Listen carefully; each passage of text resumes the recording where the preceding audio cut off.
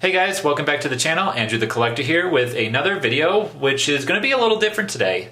A couple weeks ago, I posted on our YouTube page, what's your current Yu-Gi-Oh hot take?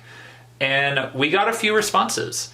And so I thought it'd be fun if we sat here and just kind of went through some of them and just kind of go over and discuss the topics. See if they're really hot takes or if it's something that should genuinely be implemented in the game. Who knows? We'll see. I put this up a few weeks ago, but I waited a little longer before I did this video because I wanted to give the chance for anyone else who wants to put down their hot take who haven't seen it yet. But yeah, I felt it's been a good amount of time, so let's just go ahead and jump right into our first one. So the first one is going to be from u.a.perfectus. I hope I'm saying that right, 7786. And his hot take is, speed duels are an overlooked, enjoyable format, stripped clean of the unnecessary complexity of the advanced format. Easier to teach and cheaper to invest in. That's my hot take. Well, you'd be correct in that. Speed duel is one of those parts of the game that definitely is easier to teach, is a little bit more straightforward than the advanced format, and is relatively cheaper. The unfortunate thing is that Speed Duel is no longer going to be getting support because the initial flaw of the whole thing is that it eventually was going to catch up to the current format. They kept giving it new support, and I guess time just caught up with it, and it either was getting a little bit too fast for the current fan base, or it just didn't have enough support to begin with. But either way, I think your hot take is valid, so yeah. The next one is going to be from Aether-Vega. Yu-Gi-Oh! Needs Rush Duel. Okay, I get what you mean by that, but I'm not going to say whether you're valid or not, because personally I haven't done much research into Rush Duel as, most other players probably have. But I will say this, is that you probably are right, because from what I can understand, it's similar to Speed Duel, and in a sense to where it's probably, easy to understand and a lot more fun to play rather than, having to glide through the sludge that is the advanced format currently. But yeah, I'm just going to go ahead and say that your hot take is valid, but we'll just have to see where it goes. Maybe that's why Speed Duel is dying out, because maybe we're going to make room for Rush Duel if or when it eventually gets if it gets ported over to the TCG. Who knows? We'll see. Alright, the next one is coming from Evil King Stanley. The nostalgia bait deck support is good for the game. Whenever I return to Yu-Gi-Oh, it's always for stuff that like that. Never once have I been tempted to go back for the latest anime waifu archetype. Oh, Stanley. Yeah, I do agree with you too. Nostalgia bait is good to a certain extent.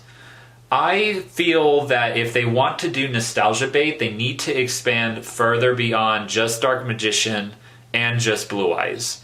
They need to give support for some of the other nostalgia archetypes.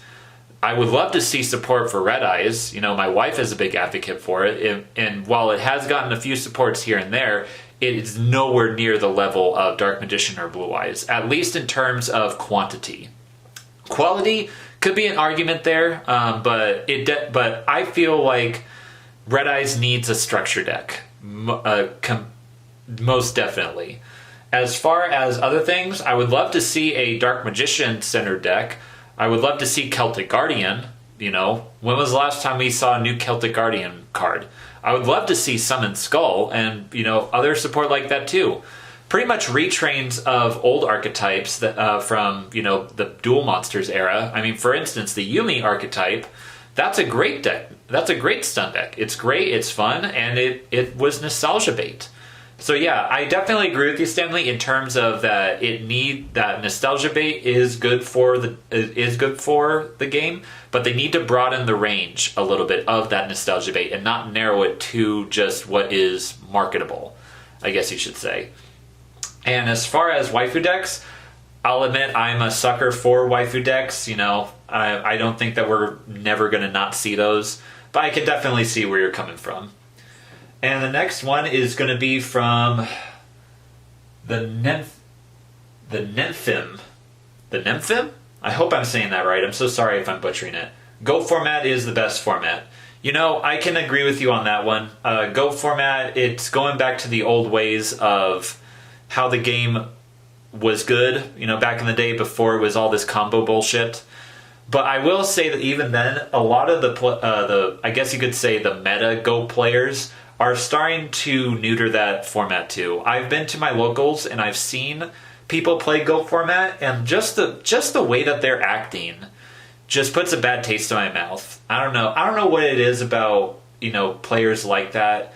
I think if we really look at the game and dissect its flaws, I think the player base and the way that some of the top meta players are acting, I think that is where some of the true poison of this game is going at. But I guess that is part of my hot take. And this one actually has a response from Evil King Stanley.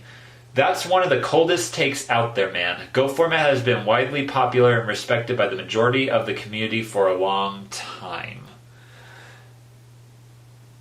Yeah, I guess you're right there, Stanley. But I'm not really sure what you mean by the coldest take. Are you saying that it's the best or is it the worst? You know, it's. But I guess the way that you are phrasing the rest of your comment, you're saying that it's the coldest take by meaning that it's the best take. But, you know, I guess it's up to interpretation. But yeah, the Nipfim, Go format, the best format, I think it's valid. And I saved the best for last from Sir Genesis 206. Turn 1 9 negates is nowhere near as good as Floodgate traps. So basically you're saying that Floodgate traps are better than turn 1 9 negates. That is also my hot take. You guys should know this by now. I've said it till I'm blue in the face, and I will continue saying it till I'm blue in the face. Floodgates are better and easier to handle than break my board strategies. Because basically that's all the top meta players are doing now. All it is in recent years has been how many negates can I set up and can my opponent break through it? Which, I guess you could argue saying that you need real skill to break through those, you know, boundaries. But let's be honest, the only decks that can even have a chance are either other similar archetypes or engines that are at the same level, or mirror matches. There's no other choices. The only way that Floodgates are better in dealing with is that they're easier. You don't need to try to play through your whole strategy just to see if you can get a leg up on your opponent. A lot of the times, if there's a Floodgate out, you need maybe only a single card to take care of it. For example, Floodgate traps, you only need back row hate. Hell, you may even need just one Cosmic Cyclone just to pay 1,000 life points. Boom, threat is gone. Continue your plays, you know? And back in the day when combos weren't around, Floodgates were next to unnecessary. I mean, let's really be honest. The only reason why trap Floodgates are a thing is because of combo-heavy decks. That's the reason why they're needed in this format, to help balance out the scale between meta and rogue, to give everybody a chance. You know, not everybody can afford a $1,000 deck. Or even if it's within their budget range, they may not even know fully how to play it. They may not be the best pilot for it. But every archetype has a certain player base. Every player has the skills to pilot any kind of deck that they choose to want to do. And a lot of the times, the decks that rogue players choose to play because it's fun don't have a snowball's chance of, you know, beating the top meta decks, which discourages them and makes them fall by the wayside, making them not have a real chance to, you know, get top cut in any format. That's why Floodgates are necessary for the deck. And I guess that is my hot take. So guys, I hope you enjoyed the video. Please like, comment, subscribe, hit that bell down below for notifications. And if you want to see more videos like this on the channel, please let me know. I'm trying to broaden the range. But if you guys have any other hot takes, feel free to comment them down below. And if you guys think that combo decks are better than Floodgate decks, I can proceed to tell you why you're wrong. Oh, I'm just kidding. But anyway, hope you guys have a wonderful day, and we'll catch you guys in the next one.